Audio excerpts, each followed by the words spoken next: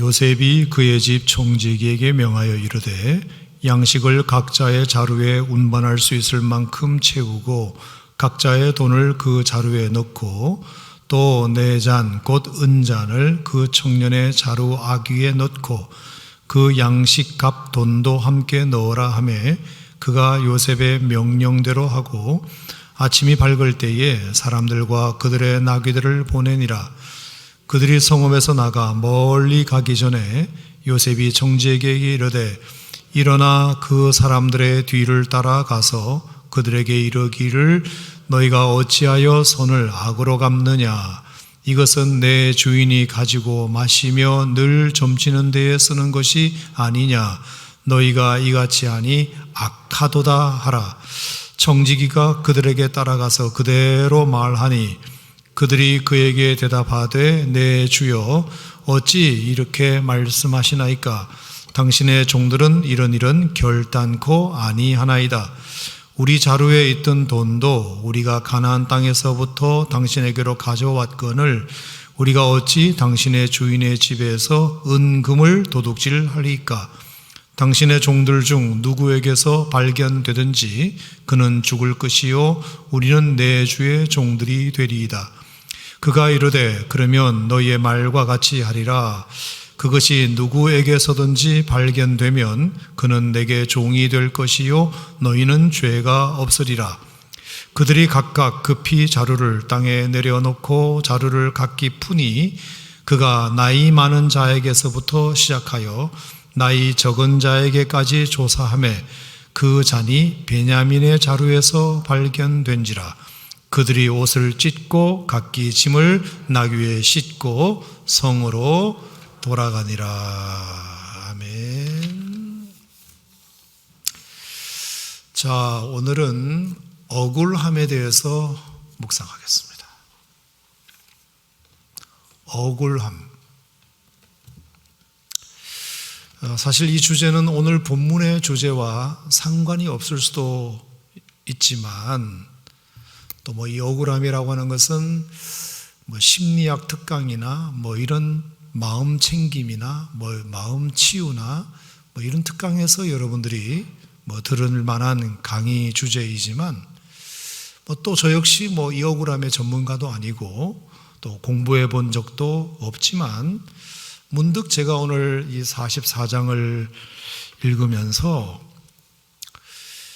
그냥 이렇게 억울함이 그냥 이렇게 단어가 좀 떠올라서 그냥 개인적으로 제가 묵상한 것으로 끝내려고 했는데 조금 정리를 해보니까 이건 여러분들과도 나누면 참 좋겠다 그런 생각이 들어서 사실 오늘 주제는 설교를 준비하려고 준비한 건 아니고 그냥 개인적으로 제가 이 본문을 통해서 은혜 받은 내용을 여러분과 가볍게 좀 나누려고 오늘 이 자리에 한번 서봤습니다.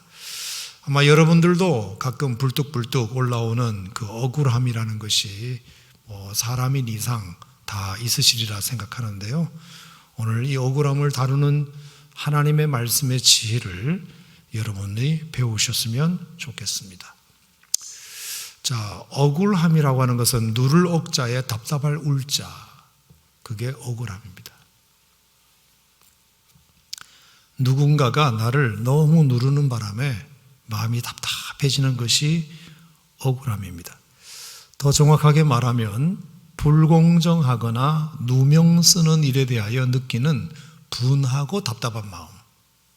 그러니까 공정하지 못한 일을 당하거나 누명을 쓰게 되어서 내가 너무 분하고 내가 너무 답답한 마음, 이걸 이제 우리는 억울하다 이렇게 말을 합니다. 예를 든다면 하지도 않은 말인데 했다고 하고 하지도 않은 행동인데 했다고 그 사람이 해석할 때 참 답답하고 또 분하지 않습니까? 내가 안 했는데 했다고 뒤집어 씌우기도 하고 내가 했어도 그런 뜻으로 한 게 아닌데도 그 뜻을 왜곡하거나 곡해했을 때 참 그 얘기를 듣는 저와 여러분은 억울하기 그지 없습니다. 여러분, 우리가 서운하다는 말과 억울하다는 말이 있는데 두 가지 다 감정이 참 어려운 감정이에요. 서운한 건 언제 서운한 거죠?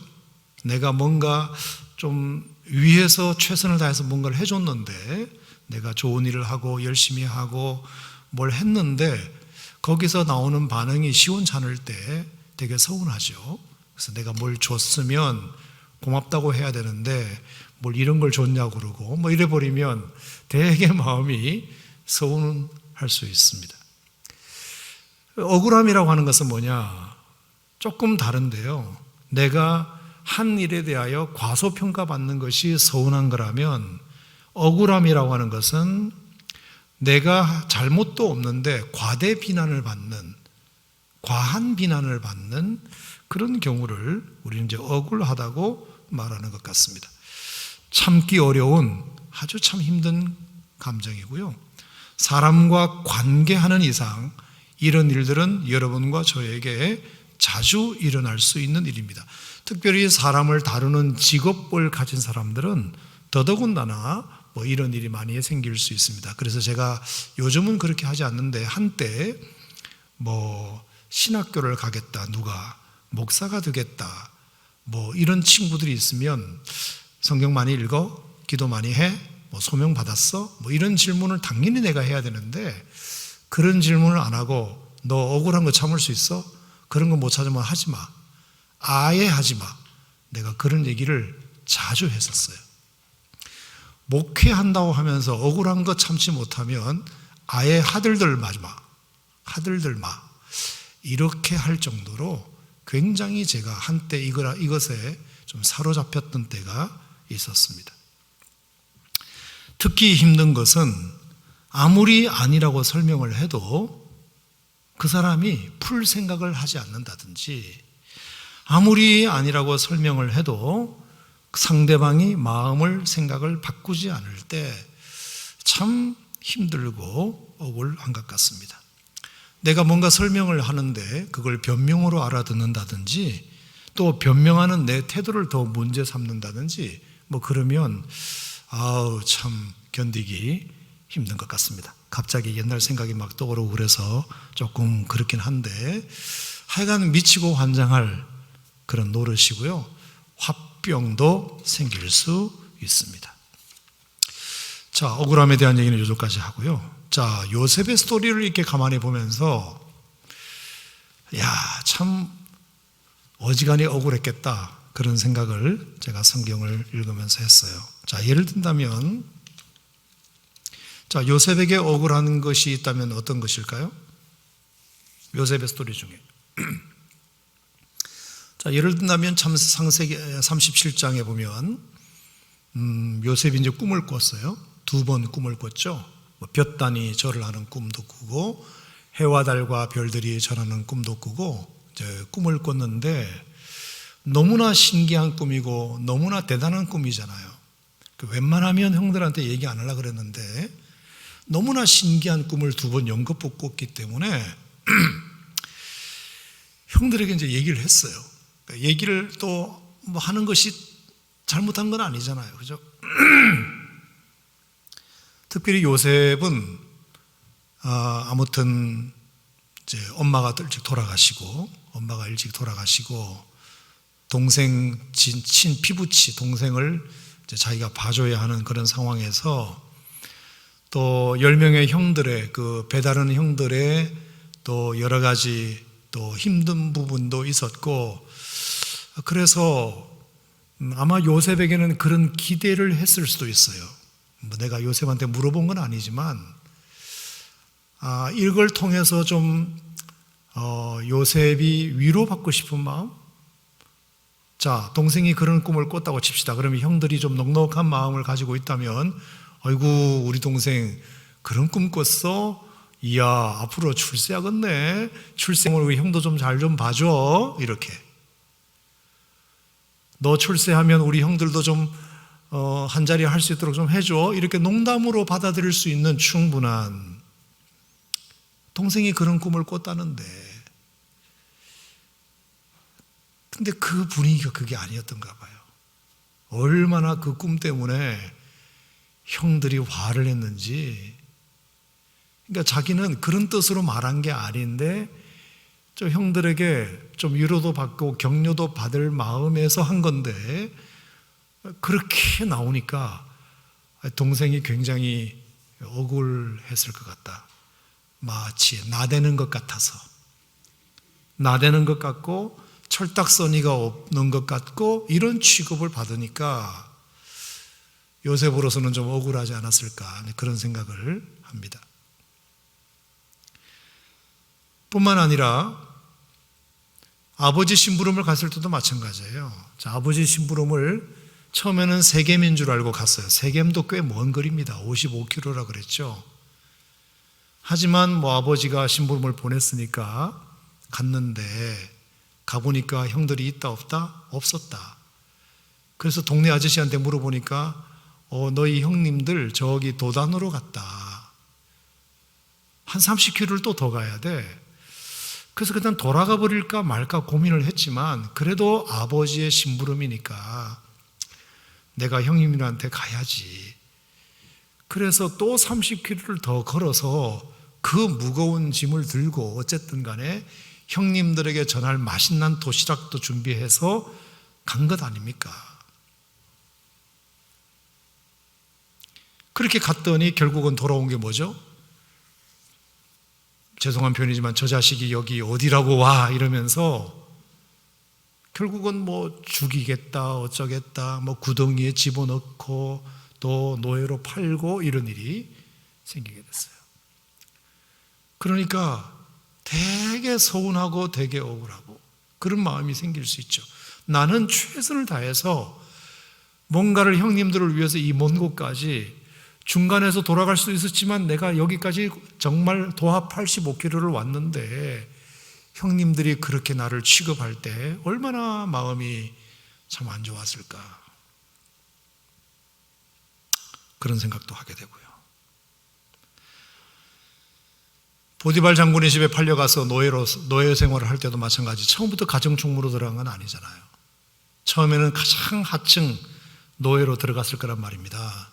보디발 장군 집에는 노예가 한두 명이 아니고 여러 수십 명이 있었을 거 아닙니까? 그럼 가장 군대로 치면 이제 이등병으로 들어간 거예요. 이등병이 하는 게 뻔한 거 아닙니까? 가장 굳은 일, 가장 일찍 일어나고 가장 늦게 잠을 자야 되고 정말로 발바닥에 불이 날 정도로 뛰어다녀야 되는 그런 세월들을 겪었을 거 아닙니까? 마당 쓸고 군불 떼고 나무하고 똥통 치우고 하여간 굳은 일은 다 아랫사람에게 맡기는 것이 그 종들의 위계 사회이기 때문에 신입한테 모든 걸 다 맡기게 되어 있잖아요. 그럼 그걸 하면서 얼마나 힘들고 얼마나 억울했겠습니까? 내가 이런 일을 당하지 않아도 되는데 그런 일을 당하게 됐을 때 요셉의 마음은 참 많이 억울했으리라. 가장 억울함의 하이라이트는 뭐죠?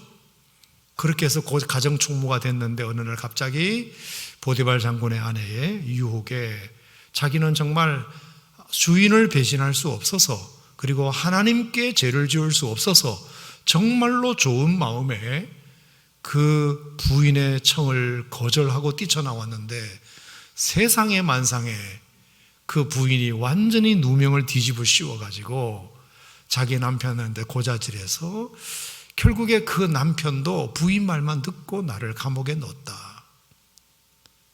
이런 억울할 때가 어디 있습니까? 억울할 때가. 절대로 내가 요만큼도 양심에 걸리는 일을 한 적이 없는데 성폭행범으로 몰았을 때 참 마음이 힘들었을 것 같다, 그런 생각을 합니다. 자, 그런데 오늘 제가 하고 싶은 얘기는 요셉의 얘기가 아니고요. 이건 다 아는 얘기니까. 자, 오늘은 형들 얘기를 좀 해보겠습니다. 형들. 자, 요셉이 이제 총리가 되었어요. 총리가 되고 나서 일정 기간 풍년이 지난 다음에 이제 흉년이 찾아왔습니다. 이집트 땅에만 온 것이 아니고 가나안 땅에도 흉년이 찾아와 가지고 먹을 것이 온 나라에 그 팔레스틴 지역에 고대 근동 지방에 먹을 것이 다 없어졌어요. 그래서 형들도 어쩔 수 없이 이제 양식을 사러, 이집트는 비축 물량이 많으니까 이제 양식을 사러 온 거 아닙니까? 그래서 이제 요셉은 모르죠. 전혀 알아먹지를 못하죠. 하지만 요셉은 형님들이 봤다는 걸 알아요. 하지만 절대로 자기 신분을 살짝 숨기고 아주 사무적으로 대하면서 첫 번째 이 요셉의 형들을 억울하게 한 게 뭐냐면, 여러분은 아시겠지만 너희들이 이곳에 정탐꾼으로 왔지, 이것이었어요. 분명히 양식 사러 온 건데 정탐꾼으로, 스파이로 왔지, 이 얘기를 듣게 돼요. 이런 억울할 때가 어디 있습니까?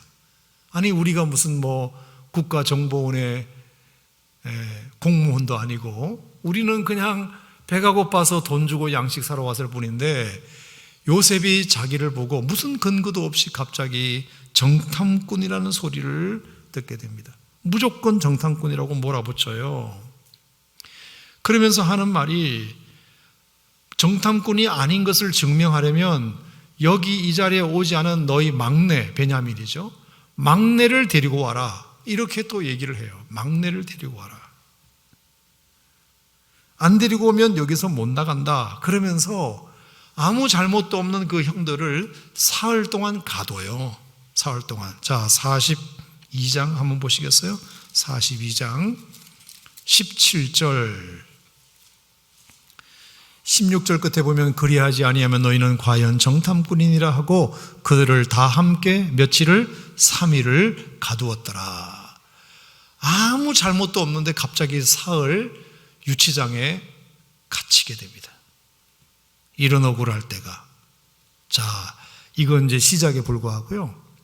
사흘 만에 이제 요셉이 끄집어내면서 뭐라고 말했냐면, 좋다, 그러면 너희들 다 남지 않아도 좋으니까 한 사람만 남겨놓고 나머지는 다 가서, 일단은 양식이 필요할 테니까 가서 형제들 먹이고, 그리고 동생을 데리고 오는 조건으로 내가 너희들을 보내주겠다.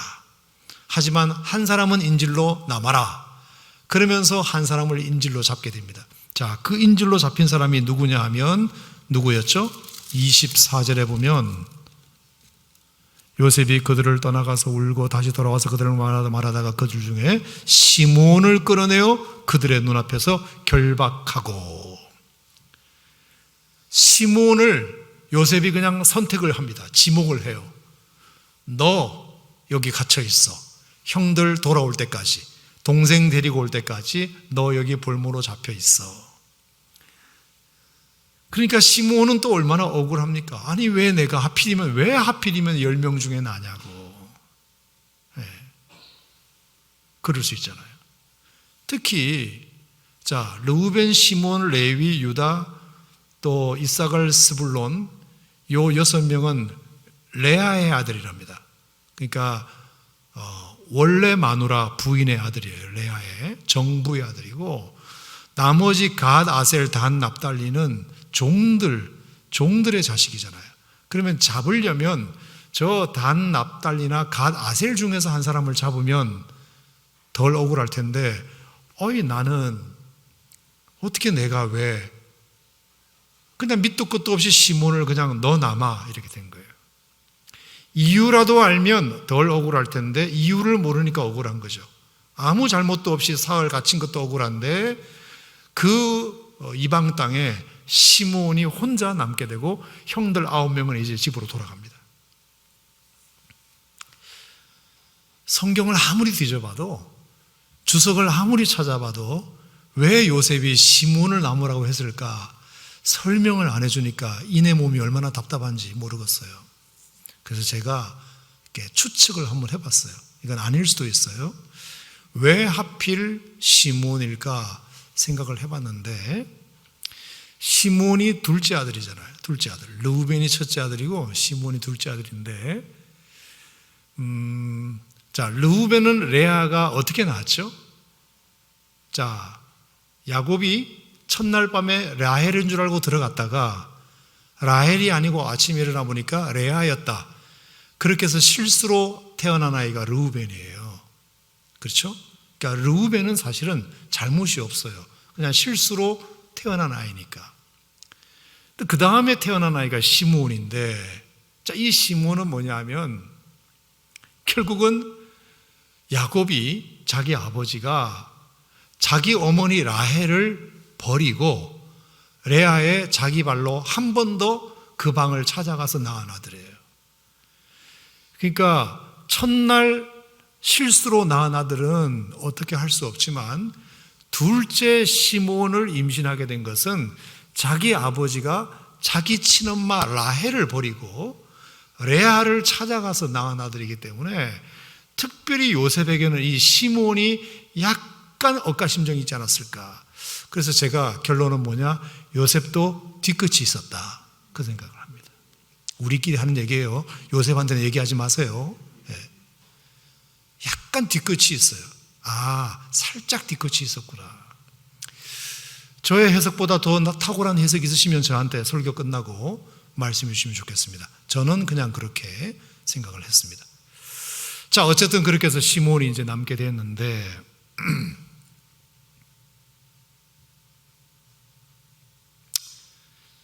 자, 그리고 나서 이제 양식을 사서 돌아가게 되죠. 돌아가게 되는데, 중간에 돌아가다가 여관에서 깜짝 놀랄 일이 생기게 됩니다. 자, 여관에서 이제 하룻밤을 자는데, 양식을 사온 그 양식 주머니에 돈이 그대로 들어있는 겁니다. 돈이. 자, 돈을 주고 양식을 사온 거잖아요. 근데 양식은 가져왔으면 돈은 없어져야 되는데 돈이 그대로 들어있는 거예요. 이상하다. 이거 어떻게 된 거지? 분명히 돈을 주고 사온 건데 돈이 그대로 양식 주머니에 들어있는 걸 보면 이거는 훔쳐온 것밖에 나중에 딱 뒤집어 쓰기 딱 좋은 그런 상황이 된 겁니다. 그러니까 이것도 억울한 거죠. 이것도 억울한 거죠. 나중에 집에 가서 아버지한테 그 얘기를 했더니 야곱이 뭐라고 했죠? 요셉도 없어졌는데 시몬도 없어지고 베냐민도 없어지고 왜 나를 괴롭게 하느냐. 아버지한테 얼마나 쿠사리를 먹게 되는지 몰라요. 왜 너희들은 나를 해롭게 하느냐. 그러면서 절대로 베냐민을 데리고 갈 수 없다고 야곱의 허락을 해주지 않습니다. 그러면서 아버지가 추궁을 해요. 왜 투머치 토크를 했냐. TMI가 너희들은 문제다. 왜 동생이 있다는 얘기를 그 애굽 총리한테 해서 동생을 데리고 가게 만드냐.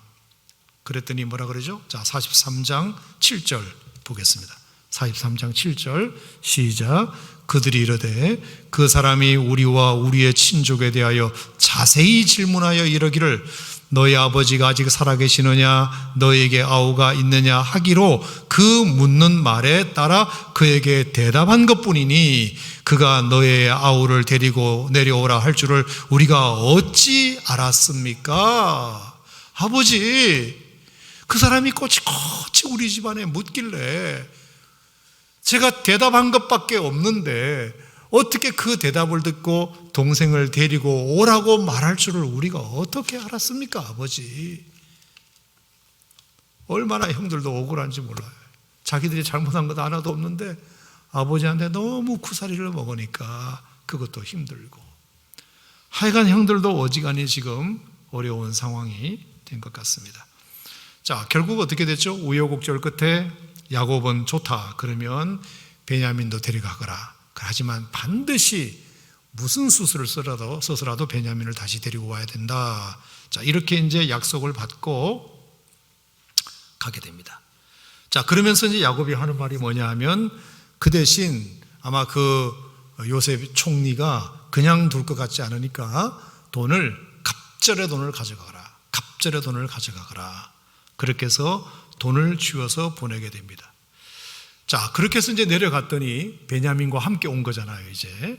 그랬더니 세상에 요셉이 완전히 태도가 확 달라져 가지고 얼마나 반가워하는지, 얼마나 잘해주는지, 자기 궁에 데려다가 음식도 먹이고, 물론 이제 베냐민에게 5배를 더 준 것은 있지만, 아무튼 지난번에는 스파이다, 정탐꾼이다 그러더니 베냐민 하나 딱 데리고 오니까 얼굴에 화색이 돌아가지고 얼마나 자기들한테 잘해주는지 마음이 푹 놓였어요. 마음이 푹 놓였어요. 자, 그리고 나서 이제 다시 이제 양식을 가지고 시몬도 데리고 베냐민도 데리고 이제 떠나게 됩니다. 이제 끝났구나. 이제 우리가 요셉의 마음을 다 풀었구나 하고 이제 떠나게 되죠. 그런데 한참을 가는데, 자, 오늘 44장 우리가 읽었던 부분인데요. 자, 44장 8절 보겠습니다. 8절.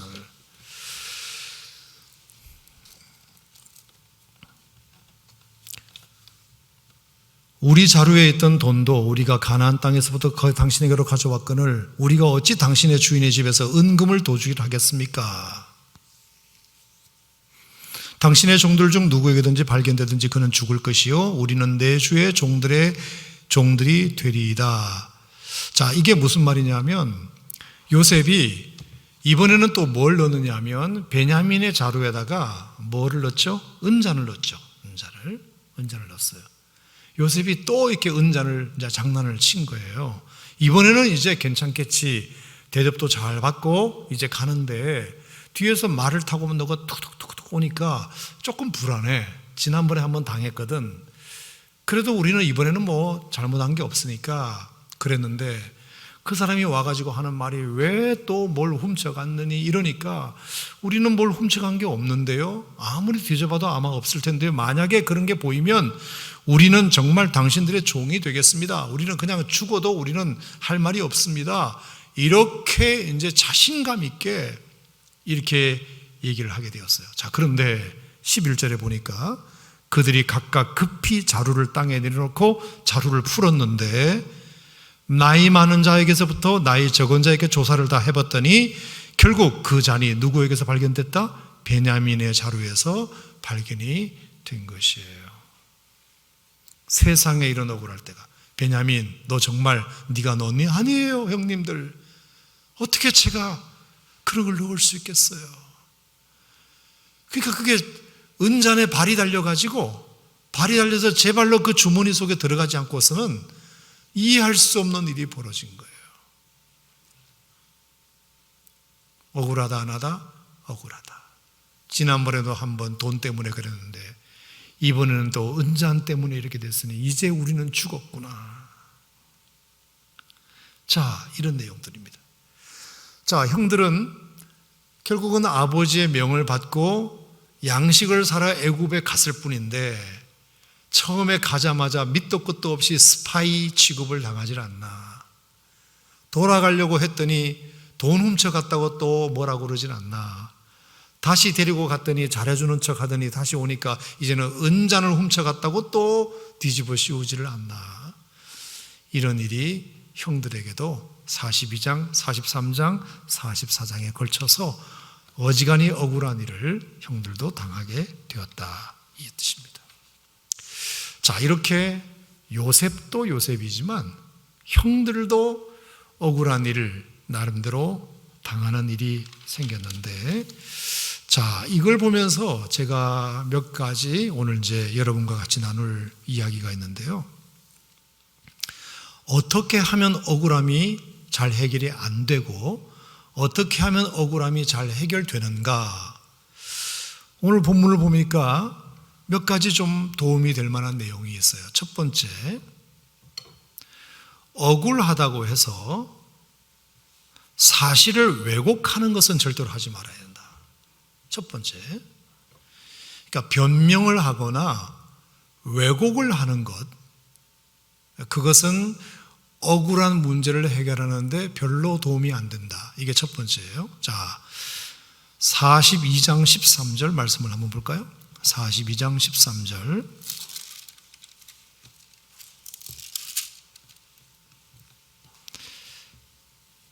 자, 12절 먼저 말씀을 보면 요셉이 그들에게 물어요. 형들에게. 너희가 이 나라의 틈을 엿보러 왔지. 그래요. 엿보러 왔지. 정탐하러 왔구나. 그랬어요. 자, 그랬더니 42장 13절. 자, 시작. 그들이 이르되 당신의 종 우리들은 12 형제로서 가나안 땅 한 사람의 아들들이라. 막내 아들은 오늘 아버지와 함께 있고 또 하나는 없어졌나이다. 자, 지금 이 요셉의 형들이 자기들을 소개하기 위해서 뭐라고 말하냐면 너희들 여기 정탐하러 왔지? 그랬더니 아니에요 총리님, 저희가 원래 형제가 12명인데, 자 12명이라는 말은 맞죠? 12명인데 가나안 땅 한 사람의 아들들입니다. 여기도 맞죠? 자 그런데 막내 아들은 오늘 아버지와 함께 있고요. 이 말도 맞죠? 베냐민은 지금 아버지와 함께 있어서 저희가 못 왔습니다. 자 그러면 12명인데 한 명은 못 왔으면 11명이 해야 되는데 지금 10명만 왔잖아요. 그럼 나머지 한 명은 어떻게 됐다? 자 또 하나는 뭐 했다? 없어졌나이다. 또 하나는 없어졌습니다. 자 여러분 어떻게 생각하세요? 자 또 하나는 누구를 가리키는 거죠? 요셉을 가리키는 거잖아요. 여러분 요셉은 없어진 거예요? 자기들이 판 거예요? 판 거죠. 근데 그 총리 앞에서 자기들 가정사를 소개할 때 총리님 저희가 12형제인데요 지금 10명 왔잖아요. 한 명 동생은 아버지와 함께 있고요 한 명은 어느 날 없어졌어요. 이 말이 틀려요? 맞아요? 틀려요. 지금 요셉이 듣고 있는데, 당사자가 듣고 있는데 없어졌대. 그러면 나는 뭐가 돼? 가출한 게 되잖아요. 가출. 없어졌다고 말하면 돼야 안 돼요? 안 되죠. 자기들이 저희가 뭐 잘못이 있어가지고 저희가 그 동생을 팔았습니다. 이게 맞는 말이잖아요. 근데 어떻게 무책임하게 자기 동생 하나가 그냥 없어졌다고, 어느 날 갑자기 가출한 것처럼 이렇게 슬쩍 넘어가려고 하는 이 부분이 다 걸렸어요. 자, 그 얘기를 지금 요셉 당사자가 듣고 있어요. 당사자가. 그 얘기 듣는 요셉의 마음이 어땠을까요? 뿔따구가 났을까요? 안 났을까요? 났다.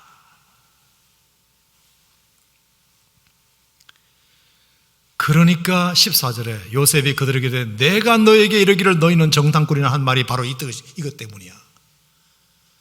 내 말이 그 말이야 이러면서 너희들은 아직도 정신을 못 차렸어. 너희들은 정말 스파이가 맞아. 너희들은 정말 정탐꾼이 맞아. 너희들이 이 땅에 온 것을 순수하게 내가 볼 수가 없어. 얼마나 요셉이 그 말에 화가 났을까요? 지금 자기가 없어진 존재로 취급을 하고 있는, 자, 형님들이 다소 억울한 일들을 당했다고 제가 말씀을 드렸지만 아무리 그렇다고 해서 거짓말을 한다거나 사실을 왜곡한다거나 그런 일을 해서는 억울함의 문제가 해결되지 않는다. 이 얘기를 드리고 싶은 것입니다. 정확하게 사실대로 말을 해야지 위기 상황이라고 해서 억울함을 모면하고자 거짓말을 하면 안 된다. 사실을 왜곡하면 안 된다. 분명히 요셉은 자기들이 팔았잖아요. 그런데 없어졌대. 어떻게 그렇게 무책임한 말을 너무 쉽게 할 수 있나요? 자, 우리가 우리 인생에도 그런 일이 있을 수 있어요. 여러분이 당하는 입장이라는 걸 제가 이해하지만 그럴수록 진실을 말해야 되고 그럴수록 사실을 왜곡하면 그게 문제 해결에 도움이 안 될 것 같아요. 자, 두 번째, 뭘 해도 또 안 되느냐 하면 사실을 말한다고 해서 되는 것도 아니에요. 자, 42장 11절 말씀해 보면 우리는 다 한 사람의 아들로서 확실한 자들이니 당신의 종들은 정탐꾼이 아닙니다.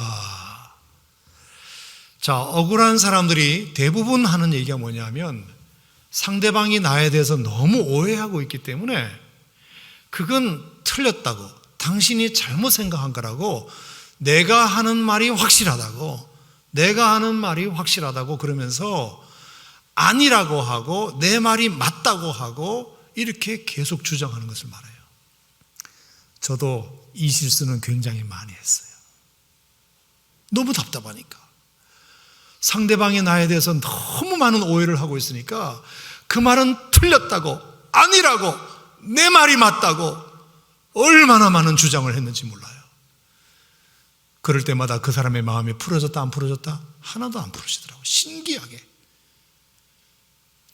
분명히 지금 이 형들은 사실을 말하고 있어요. 정탐꾼이 아니에요. 분명히 정탐꾼이 아니에요. 그 말이 맞아요. 근데 요셉은 콧방귀도 안 껴요.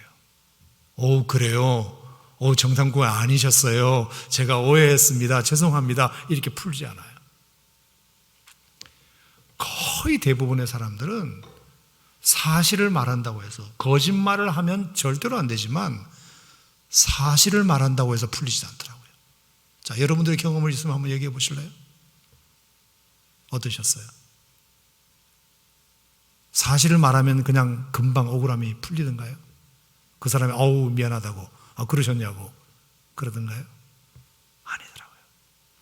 그 사람은 나를 억울하게 하려고 작정을 했기 때문에, 작정을 하고 덤비는 사람은 사실을 말한다고 해결이 안 되더라고요. 제가 목회하면서 정말 많이 깨달았어요. 이런저런 소리 들을 때도 있잖아요. 제가 아무래도 그러면 이제 아니라고 말을 해야 되잖아요. 제가 그건 집사님 오해입니다. 그건 아닙니다. 어디서 그런 소리 들으셨습니까? 집사님 자꾸 그러시면 안 됩니다. 제가 한번 따졌다고 칩시다. 그러면 그 집사님이 목사님 그러셨어요. 목사님 죄송해요. 이런 얘기 들어본 적이 없어요.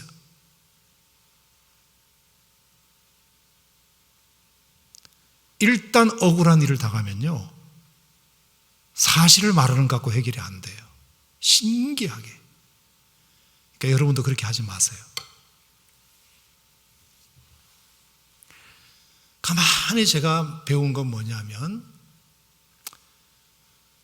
지금 사실을 알고 싶어 하는 게 중요한 게 아니고 나의 태도를 보더라고요. 태도.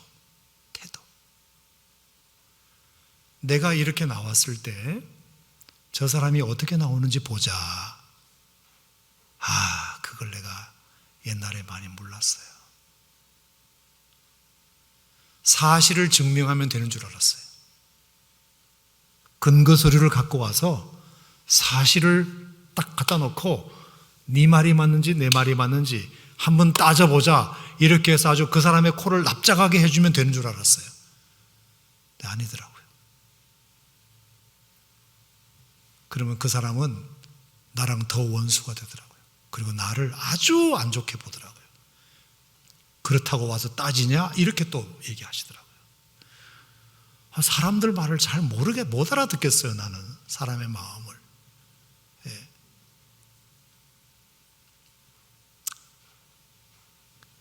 그래서 제가 이걸 보면서 그것도 아니다. 첫째, 사실을 왜곡하는 거 아닙니다. 어떻게 요셉이 없어졌나요? 없어진 게 아니지. 가출했다고 하면 안 되지. 자기들이 팔았다고 했어야지. 네, 그렇게 해서는 해결이 안 돼요. 두 번째, 정확한 사실을 따져서 말하는 것도 안 돼요. 해보세요. 한번 여러분이 억울한 일을 당했을 때 한번 실컷 따져보세요. 그리고 딱 한번 해보세요. 거의 대부분 우리가 이렇게 하거든요. 한번 덤비면서 한번 그래 싸워보자. 누구 말이 맞는지 한번 대결해보자. 증인 갖다 대고 대질신문하고 그렇게 해보세요. 안 돼요. 그래서 이것도 방법이 아니다. 제가 참 많이 깨달았어요. 어떻게 해야 되느냐? 다음에 두 가지를 소개하겠습니다. 앞에 두 가지는 안 되고, 억울한 일을 만났을 때 요셉의 형들이 보여준 이것이 참 제게 공부가 됐다.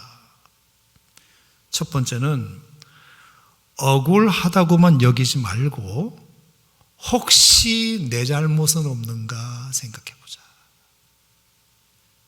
이것이에요. 혹시 정말 내 잘못은 없는가 한번 나를 돌아보자. 제가 이걸 좀 오래전에 알았다면 참 좋았을 텐데 저도 뒤늦게 알아가지고 제가 실수를 참 많이 했습니다.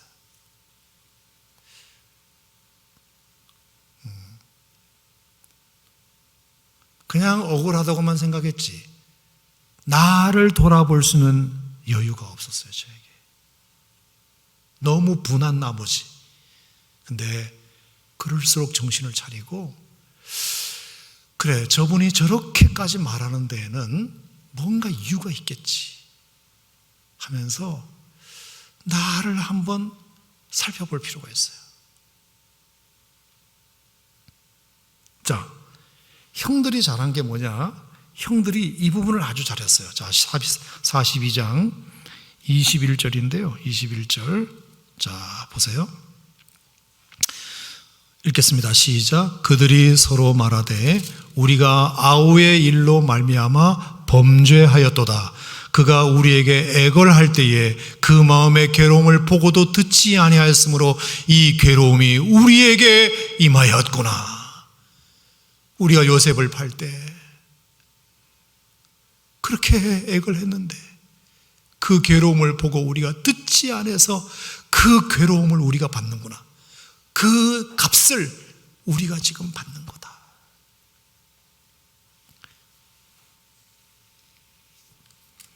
형들이 처음으로 그 얘기를 해요. 처음으로 자기들끼리 모여가지고 얘기하는 거죠. 혹시 이게 말도 안 되는 억울함이 우리에게 지금 임하고 있는데 뭐 사실을 말해도 지금 저 사람이 들어먹어주질 않고 그러면서 자기를 돌아보는 거죠. 혹시 우리가 지금 이런 억울한 일을 당하는 것이 우리가 동생 요셉에게 했던 해코지 때문에 그가 그렇게 애걸했는데 우리가 그걸 외면하고 팔아버린 것 때문에 그 죄값을 우리가 지금 받고 있는 건 아닐까?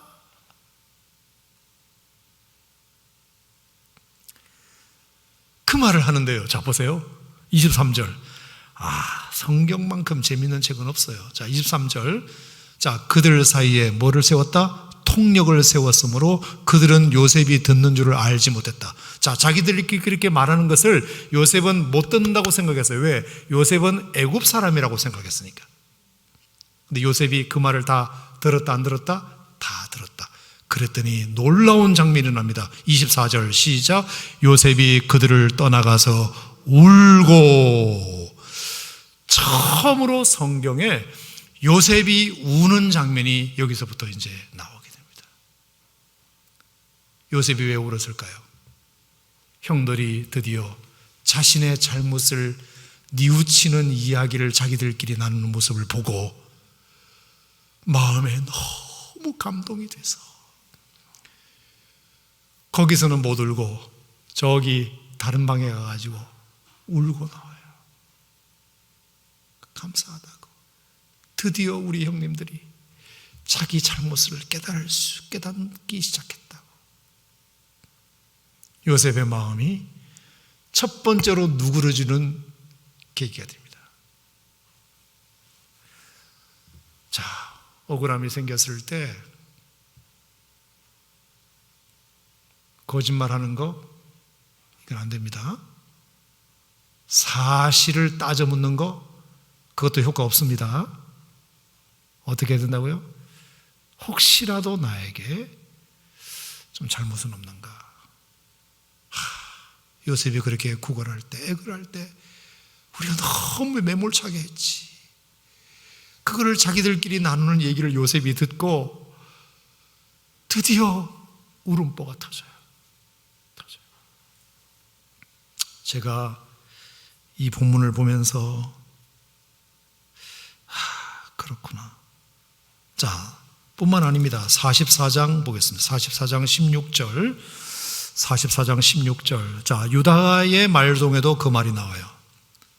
시작. 유다가 말하되 우리가 내 주께 무슨 말을 하오리까? 무슨 설명을 하겠습니까? 우리가 어떻게 우리의 정직함을 나타내리까? 하나님이 종들의 죄악을 찾아내셨으니. 자, 하나님이 종들의 죄악을 찾아내셨으니. 하나님이 우리가 감추고 두었던 우리의 죄를 하나님이 찾아내셨습니다. 우리가 죄인입니다. 우리가 잘못했습니다. 여러분, 이 일련의 요셉의 형들의 고백이 요셉의 마음을 움직이기 시작합니다. 할렐루야. 믿습니까, 여러분? 좀 도움이 되셨으면 좋겠어요. 왜? 억울한 일들이 우리에게도 많으니까. 그리고 그게 해결이 잘 안 되니까. 근데 요셉의 형들을 통해서 한번 하나님 말씀이니까 한번 배워보자. 제가 그 얘기 드리는 겁니다. 이게 문제를 푸는 굉장히 중요한 열쇠가 돼요. 적어도 성경이 가르치는 교훈은 그렇습니다. 나도 잘못한 게 있지. 그가 한 말이 다 틀린 건 아니야. 그래. 그분들이 하는 말이 다 틀린 건 아니야. 이렇게 생각하고 그분들도 이해가 돼. 그렇게 말씀하시는 것이 이해가 돼. 내가 얼마나 부족했으면 그렇게 말씀하실까? 그렇게까지 말씀하실까? 내가 얼마나 부족하면. 자, 이 부분이 되게 힘들어요. 나이를 아무리 많이 먹어도요, 대학 교수고 박사도요, 지금 제가 드린 말이 쉽게 안 됩니다. 안 돼요. 교회에서 장로고 목사고 해도 잘 안 돼요, 이게. 일단 내가 억울하니까 일단은 사실 한번 따져보자 이렇게 나가는 게 대부분이지. 자기를 돌아보는 거 참 힘든 부분이에요. 근데 해결하기를 원한다면 그렇게 하셔야 돼요. 어쩔 수 없어요. 제가 여러 번 해봤거든요. 사실을 따져서 한번 해봤거든요. 다 실패했어요. 사실을 말하면 되는 줄 알았어요. 그래서 그 사람의 코를 아주 납작하게 해놓고 이겼다 하면 될 줄 알았어요. 안 되더라고요. 서로 그렇게 해서 해결됐다 하더라도 그 사람하고 나하고는 이제 원수가 됩니다. 원수가 돼요. 원수가 됩니다. 그 사람하고 계속 가까이 잘 지내려면 어쩔 수 없어요. 그 사람이 그렇게 말할 때 좀 다소 억울하게 들리더라도 그래요. 제가 부족한 게 많은 모양입니다. 그러면서 자기를 한번 돌아볼 수 있는 기회만 되면 문제도 해결하고 그 사람과의 관계도 좋아져요. 동의하시면 아멘. 자, 두 번째 중요한 것이 있습니다. 그건 뭐냐 하면 억울할수록 진실하게 그리고 자기 희생적으로 나아갈 필요가 있다. 진실할 필요가 있고 자기 희생으로 나아가야 된다. 자, 더 어려운 말인데 요셉의 형들에게서부터 제가 배운 거예요. 자, 첫 번째 진실했다는 말은 뭐냐 하면 44장 27절인데요. 자, 27절. 솔직하다는 표현이 더 낫겠네. 자, 27절 읽겠습니다. 주의 종 우리 아버지가 우리에게 이르되 너희도 알거니와 내 아내가 내게 두 아들을 낳았으나. 자, 이 부분인데 제가 몇 번 이 부분은 제가 설교를 했습니다. 이번 주일날도 설교를 할 겁니다만. 자, 유다가 요셉에게 자기 가정사를 이렇게 소개하면서 뭐라고 말하느냐 하면 잘 보세요. 우리 아버지가 우리에게 늘 하시는 말씀이 너희들도 알지? 내 아내가 나에게 두 아들을 낳았어. 내 아내가 두 아들을 낳았어. 이 얘기를.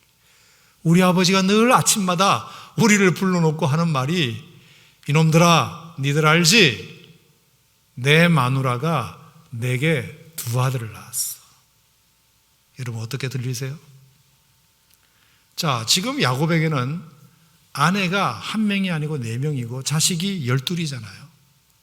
그런데 아버지는 지금까지 자식들 앞에서 뭐라고 말했냐면 내 아내는 하나, 자식은 둘. 부인은 하나, 자식은 둘. 이 얘기를 지금도 고수하고 있는 것이에요. 그러면 뭐예요? 루벤, 시몬, 레위, 유다, 이사갈, 스불론, 단, 납달리, 갓, 아셀 이런 사람들은 자기 엄마이지만 우리 아빠의 부인은 아닌 거지. 그리고 우리들도 아버지의 자식이 아닌 거지. 엄마의 자식일 뿐이지 아빠의 자식은 아닌 거지. 여러분 그 얘기를 오랫동안 형들이 듣고 산 거예요. 나는 엄마의 자식일 뿐 아버지의 자식은 아니구나. 저분은 우리의 어머니일 뿐 아버지의 부인은 아니구나. 그 얘기를 루벤, 시므온, 레위, 유다, 이사갈, 스불론, 단, 납달리, 갓, 아셀이 들었다고 생각해 보세요. 매일 아침마다 조회할 때 불러놓고 미치는 거죠. 너무 상처가 되는 거죠. 그 얘기를 요셉에게 툭 던졌어요. 툭. 이건 진실한 거, 솔직한 거잖아요. 이건 하나도 꾸민 게 아니에요. 그냥 그들에게 있었던 지난날의 나름의 서러움을, 자기들의 서러움을 요셉에게 그냥 툭 어떻게 하게 된 거예요. 이게 결정타가 돼요. 결정타가 돼요. 요셉이 단 한 번도 이 부분에 대해서 생각해 본 적이 없었던데, 요셉은 아버지 옆에서 채색 옷 지어 입히고 아버지에게서 사랑만 받느라고 그 아버지에게 가까이 오지도 못하는 그 형들의 아픔과 상처를 요셉은 잘 몰랐거든요. 오히려 저 형들이 나를 미워한다고만 생각했던 그 숱한 세월을 이제 교정하기 시작하면서, 아하, 우리 형들도 어지간히 상처가 많았겠구나. 요만큼만 하고 주일날 다시 할게요. 솔직하고 진실하게 다가갔어요. 그리고 두 번째, 자기 희생적 태도로 나아갔다. 자, 이게 뭐냐면, 자, 33절, 베냐민을 잡아 가두고 가라 그랬더니 뭐라 그랬냐면, 왜? 베냐민에게서 은잔이 나왔으니까. 33절 시작. 이제 주의 종으로 그 아이를 대신하여 머물러 있어 내 주의 종이 되게 하시고 그 아이는 그의 형제들과 함께 올려 보내주시옵소서. 이 말은 뭐죠? 베냐민은 아니 되옵나이다. 베냐민은 올려 보내주시고 차라리 저를 종으로 삼아 주시옵소서. 서로 종이 되겠다고. 우리 동생은 안 된다고. 내 동생은 반드시 올려보내주셔야 된다고. 차라리 저를 볼모로 잡으시고 제가 당신의 종이 되겠다고.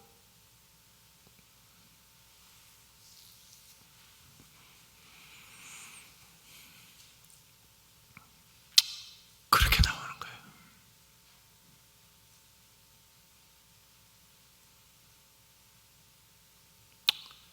그러니까 그것을 듣는 요셉의 마음이 완전히 다 누그러져 버렸어요. 처음에 뭐 자기가 없어진 아이 취급을 당할 때, 내가 없어졌나? 내가 가출했단 말이야? 자기들이 팔아놓고. 그리고 뭐 사실관계만 계속 따져보자고 할 때는 마음이 탁 닫혀 있었는데, 자기들의 잘못을 인정하기 시작하고 자신들이 당했던 서러움을 솔직하게 고백하고, 그리고 차라리 자기들이 나서서 종이 되겠다고, 우리 동생이 베냐민은 제발 살려달라고 그렇게 나오는 모습을 보면서 억울하게 했던 요셉의 마음이 확 풀려버려요. 확 풀려버려요.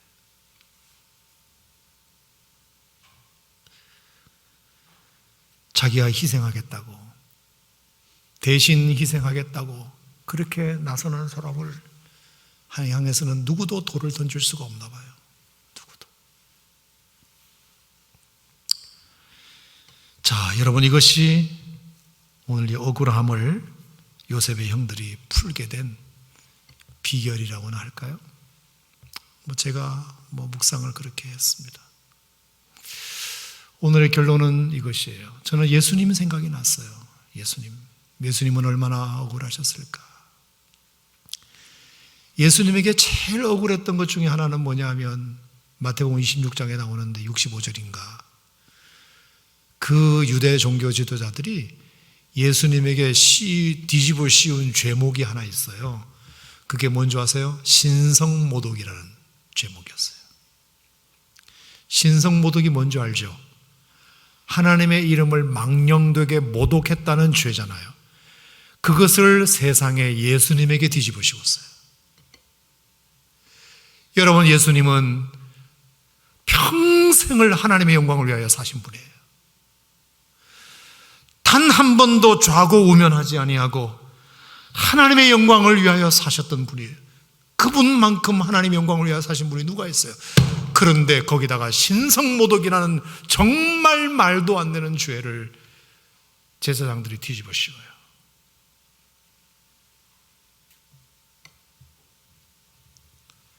그리고 사형감이래요. 그러면서 바라바라는 죄수가 있었거든요. 바라바라는 죄수. 6월절이 되면 죄수 하나를 풀어주는 전례가 있는데 바라바를 놓아주랴 예수를 놓아주랴 이렇게 이제 뭐 저울질하면서 아무리 그래도 평생을 하나님 영광을 위해서 살아온 수많은 병자들을 고쳐주고 죄인의 친구가 되어준 5,000명을 먹이고 수많은 사람들에게 선생님 소리를 들었던 그 예수와 평생을 강도짓하며 불지르며 살았던 그 행악자 바로와 자기를 비교하면서 얘를 놓아주랴 얘를 놓아주랴 했을 때 그 비교 당하는 것도 자존심 상하는데 사람들이 뭐라 그랬죠? 바라바를 풀어주고 예수를 죽여라 했을 때 그 당하는 예수님의 그 무너지는 자존심은 이루 말할 수 없어요. 이루 말할 수 없어요. 하나님의 아들됨을 동등됨을 취할 것을 여기지 아니하시고 오히려 자기를 비어 종의 형체를 가져 사람들과 같이 되었고 자기를 낮추시고 복종하신 것도 대단한 일인데 세상에 그를 두고 신성모독을 했다는 둥, 먼 바라바보다 예수님의 목숨값이 더 가볍다는 둥, 그런 얘기를 했을 때 얼마나 예수님 마음이 아프셨을까? 얼마나 아프셨나? 지키신 그 손과 발 날 위해 십자가에 뭐 그런 노래 있잖아요. 얼마나 억울하고 힘드셨을까. 근데 우리 예수님은 십자가에 달리셔서 뭔 소리까지 들었느냐 하면은 네가 하나님의 아들이라며 그러면 뛰어내려서 너도 구원하고 남도 구원해봐 이렇게 온갖 소리를 다 들으셨어요. 근데 그때 예수님이 하신 행동이 뭔지 아세요? 이놈들 내가 두고 봐라. 내가 가서 그냥 싹 쓸어버리리라. 야랏 받아라 하면서 예수님의 그 칼로 온 인류를 다 멸절하셔도 하실 수 있어요. 근데 예수님이 그 십자가에서 모든 죄를 짊어지고 마치 자기가 죄인인 양 십자가에서 죽으세요. 무죄무음하신 예수님이 마치 자기가 죄인인 것을 인정하고 십자가에서 죽으세요. 그리고 십자가에 죽으시면서도 그냥 죽지 않으세요. 한편 강도가 선생님, 제가 볼 때 저희들은 죽어 마땅한 죄인이지만 선생님은 그러실 분이 아니신 것 같습니다. 당신의 나라에 임할 때에 저를 기억해 주실 수 있겠습니까? 그랬을 때 그래 네가 오늘 밤 나와 함께 낙원에 있으리라. 그 죄인 한 사람을 품으세요. 와락 끌어안으세요. 끌어안으세요. 마지막 숨지는 그 순간까지도 주님은 한 가련한 그 강도의 청을 외면하지 않으시고 그를 품으세요. 여러분, 예수님의 십자가가 이거 아닙니까? 이게 뭐예요? 온 인류를 다 품으시는 거잖아요. 그 예수님의 크신 팔 앞에 우리가 들어가지 않을 죄인이 없다는 뜻이잖아요. 자기가 희생하는 거죠. 얼마나 억울하고 얼마나 힘드셨겠어요. 억울하면 말할 것도 없어요. 그런데 결국은 자기가 죄인인 양 십자가를 지시고 자기가 희생하여 내가 희생하지. 그게 예수님의 십자가 사건입니다. 그래서 우리에게 영원한 본이 되어주시고 모델이 되어주셨습니다. 저는 그래서 여러분들에게 마지막으로 이 말씀을 드리고 싶어요. 정말 억울하시거든 이런 예수님 생각하시고 참으시라고. 예수님은 더한 억울함을 겪으셨다고. 그래서 조금 힘드시더라도 나를 돌아보는 계기를 삼고, 그리고 뭔가 더 예수님과 같은 그런 모습으로 우리가 해야 이게 해결이 되지. 앞에 말씀드렸던 두 가지 방법, 적당히 거짓말을 한다거나 사실관계만 따진다거나 해서는 안 된다. 제가 해봤거든요. 여러 번 해봤어요.